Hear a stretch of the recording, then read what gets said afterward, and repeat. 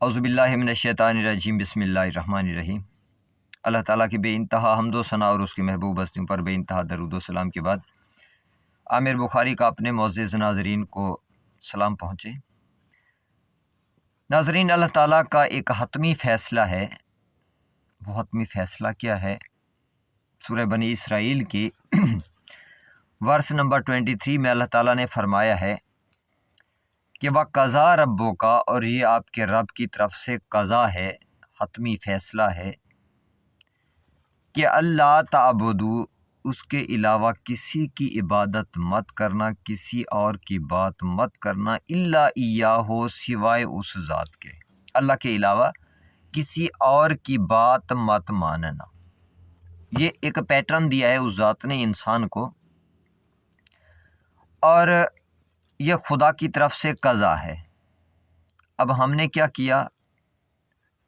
اپنے خدا کی عبادت کی، اپنے خدا کا حکم مانا، یا اس کے حکم سے منحرف ہو کے دوسروں کے حکم ماننے لگے۔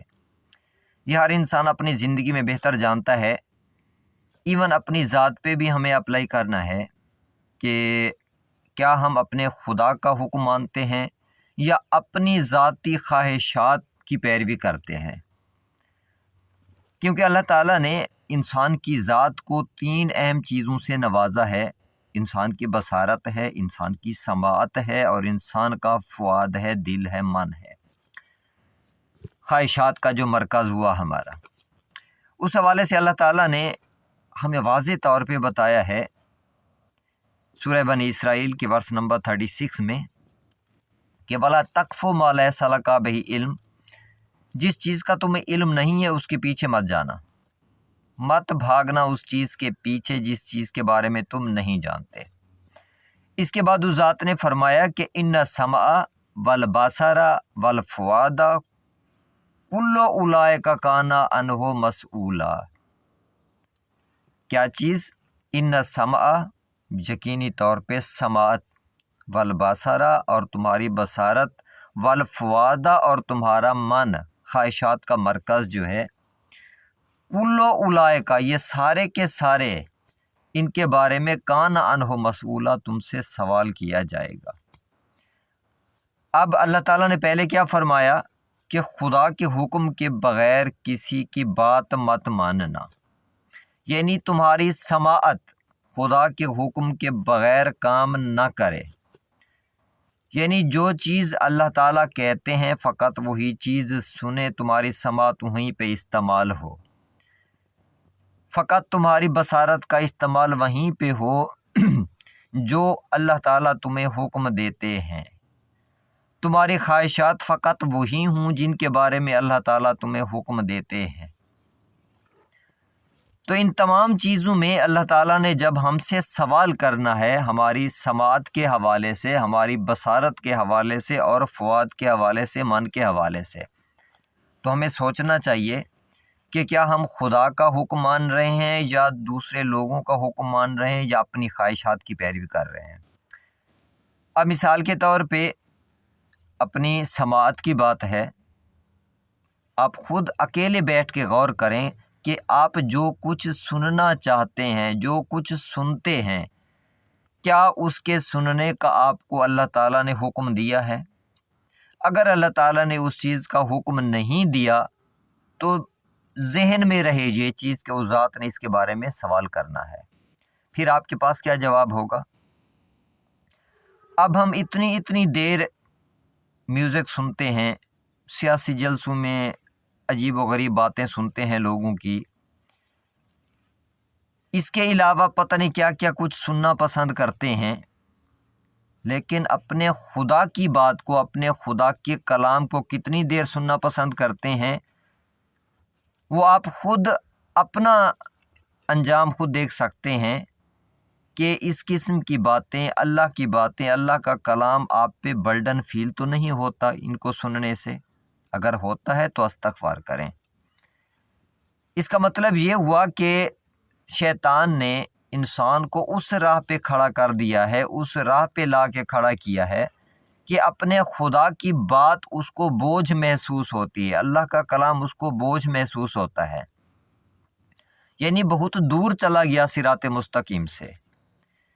اس کے علاوہ اپنی بصارت کے حوالے سے غور کر لیجئے گا کہ کیا واقعی آپ فقط وہی کچھ دیکھتے ہیں جس کے بارے میں اللہ تعالیٰ کا حکم ہے؟ اگر خدا کے حکم کے علاوہ آپ نے کچھ دیکھا ہے یا دیکھتے ہیں یا دیکھنا پسند کرتے ہیں تو سمجھ لیں اس کے بارے میں اللہ تعالیٰ نے آپ سے سوال کرنا ہے۔ جب اس بارے میں آپ سے سوال ہونا ہے، آپ کے پاس کیا جواب ہوگا؟ کچھ بھی نہیں ہو سکتا، کیونکہ یہ چیزیں، یہ نعمات، یہ سماعت، یہ بصارت اور یہ فؤاد آپ کو خدا کی طرف سے عطا ہوئی ہیں، خدا کی طرف سے نعمت ہے یہ۔ تو اسی لیے اپنی بصارت کے بارے میں بھی غور کریں، آپ جو کچھ دیکھتے ہیں کیا واقعی میں وہ حق ہے، وہ خدا کی طرف سے اجازت ہے اس چیز کی دیکھنے کی یا نہیں ہے۔ اس کے علاوہ اس ذات نے فؤاد کی بات کی ہے، آپ کے من میں جو خواہشات ابھرتی ہیں، آپ جو چاہتے ہیں، کیا آپ کی خواہش ایگزیکٹ وہی کچھ ہے جو آپ کے خدا کی رضا ہے؟ آپ کے خدا نے جو حکم دیا ہے، کیا آپ کی خواہشات اس کے مطابق چلتی ہیں؟ کیونکہ جیسے اللہ تعالیٰ نے ہمیں حکم دیا کہ غریبوں کی مدد کرو، کیا ہم اپنی خواہشات کو اس راہ پہ لاتے ہیں؟ ویسے آپ دیکھتے ہیں ابھی سیاسی میدان میں جو کچھ ہو رہا ہے، کیا غریبوں کی مدد ہو رہی ہے؟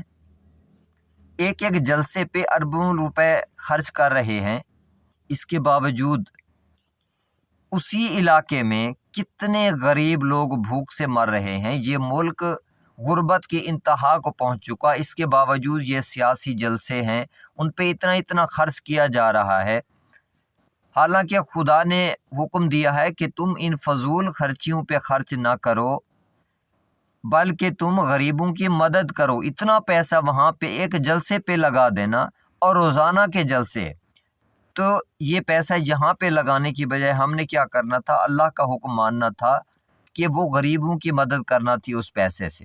ہم نے کیا کیا؟ جلسے سیاسی کر دیے اور نعرے لگا کے خوش ہو کے واپس آ گئے۔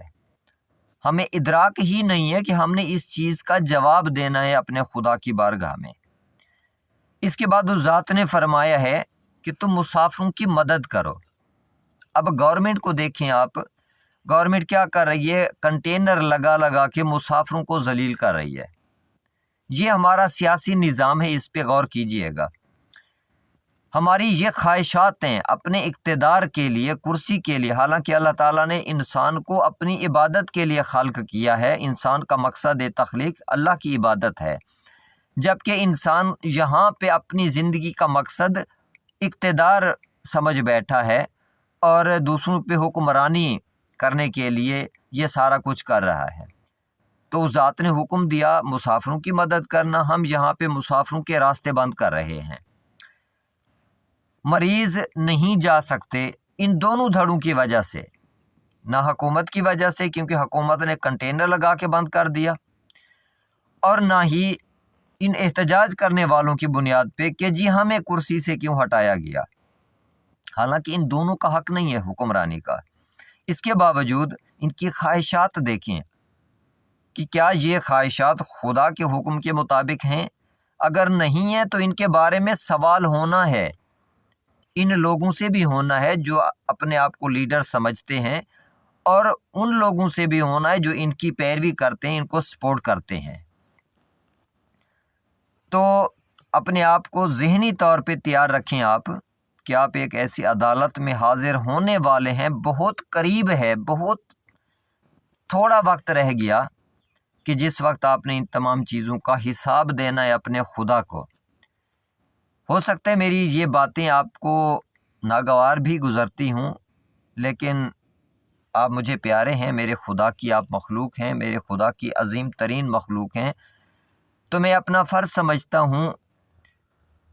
شاید میرے خدا کو یہی منظور تھا کہ مجھے اس کام پہ اس ذات نے لگایا ہے کہ میں اپنے خدا کا پیغام اس کی مخلوق تک پہنچاؤں کہ تمہارے سر پہ ایک بہت مشکل وقت آنے والا ہے، اس کے بارے میں سوچو، یہ دنیا کی زندگی ختم ہونے والی ہے۔ تو میری دعا ہے اللہ تعالیٰ کی امان میں رہیں، ہو سکے تو چینل کو سبسکرائب کر لیا کریں، بیل آئیکن کو پریس کر لیں تاکہ میری آنے والی ویڈیوز جو ہیں آپ تک پہنچتی رہیں۔ اللہ کی امان میں رہیں۔ اللہ حافظ۔